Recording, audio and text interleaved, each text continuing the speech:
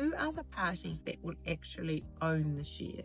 You might be in one of two situations. You might have already incorporated your company, and this just means you've already registered your company with the New Zealand Companies Office.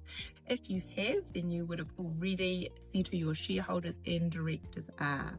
However, if you haven't done this yet and you're just in the early stages of establishing your business and your company, you'll need to determine who the parties are that are actually owning the shares.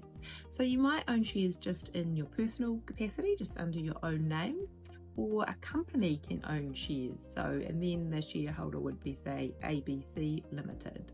A trust can also hold shares. However, when a trust holds shares, it's actually the trustees that are the owners of the shares rather than the trust. So you need to put in the names of the trustees as the shareholders. And trustees can either be individual people or they might also be companies. The next thing to determine, if you haven't already incorporated your company, is how many shares each party will own.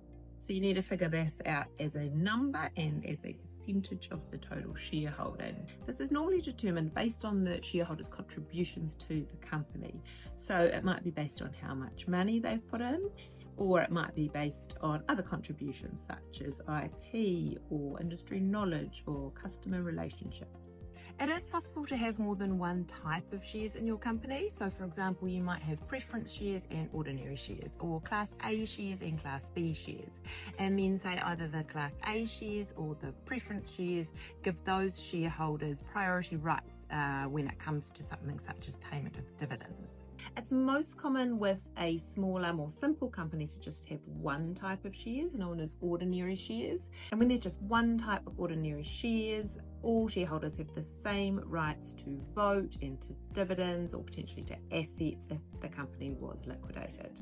So that's how the on your terms shareholders agreement works. There's just one type of ordinary shares. So if you do want to have different types or classes of shares within your company, you will need some further customizations to be made to your shareholders agreement.